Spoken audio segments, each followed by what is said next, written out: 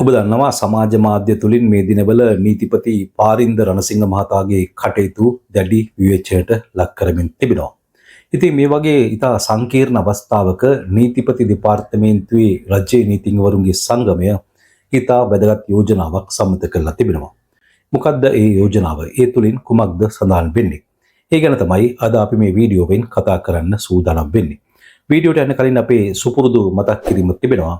ඔබ තවමත් අපේ channel එක subscribe කරලා නැත්නම් subscribe කරලා අපට සහාය ලබා දෙන්න. එහෙමනම් වීඩියෝට ගිහිල්ලා වැඩි විස්තර කතා කරමු.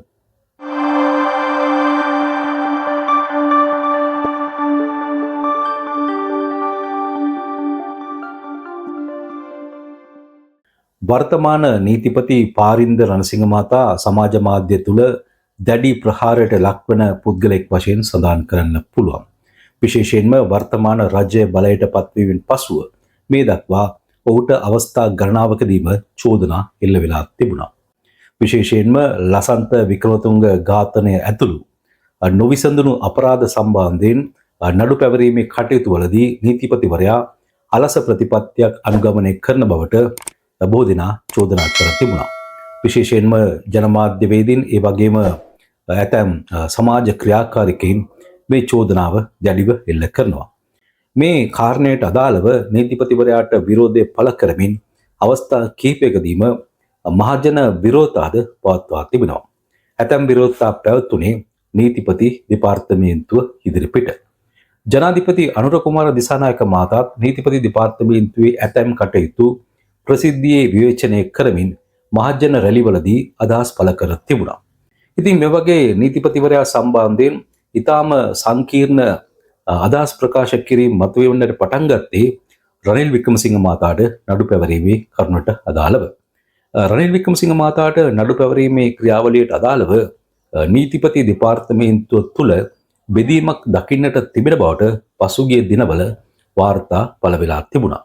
එහිදී නීතිපතිවරයා පක්ෂග්‍රාහී ආකාරයට කටයුතු කරන බවටත් පසුගිය දිනවල සමාජ මාධ්‍ය ඔස්සේ දැඩි චෝදනා එල්ල වුණා. ඉතින් මේ වගේ නීතිපතිවරයා සම්බන්ධයෙන් ආందోලනාත්මක අදහස් උවමාරු වන පසුබිමක නීතිපති දෙපාර්තමේන්තුවේ රජයේ නීතිඥවරුන්ගේ සංගමය විසින් ඉතා වැදගත් යෝජනාවක් සම්මත කළා. පසුගිය සිකුරාදා තමයි මේ යෝජනාව සම්මත කරලා තිබෙන්නේ.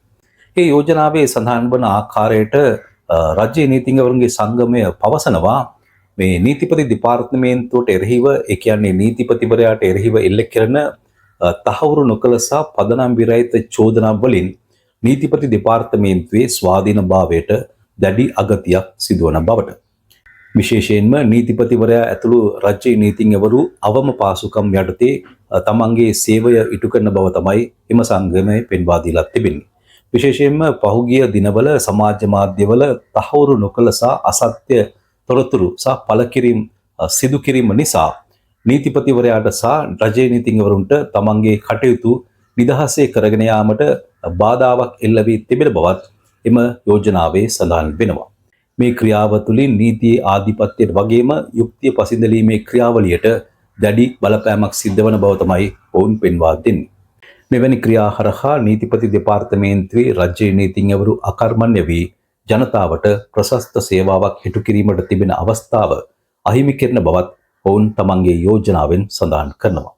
ඒ නිසා පදනම් විරහිත සහ අසත්‍ය චෝදනා සමාජ මාධ්‍යවල පළ කිරීමෙන් වළකින ලෙසත් මෙවැනි අසත්‍ය චෝදනා නීතිපති දෙපාර්තමේන්තුවට එරෙහිව සමාජ මාධ්‍යවල පළ කිරීම හරහා ජනතාවට ප්‍රශස්ත සේවාවක් ඉටු කිරීමට තිබෙන අවස්ථාවත් අහිමි කරන බවත් ඔවුන් වැඩිදුරටත් පෙන්වා දීලා තිබෙනවා.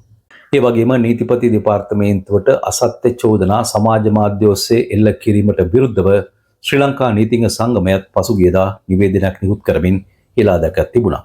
නීතිඥ සංගමය පෙන්වා දුන්නේ මෙවැනි ක්‍රියාවලින් නීතිපතිවරයාගේ ස්වාධීනභාවයට බරපතල තර්ජනයක් එල්ලවන බව.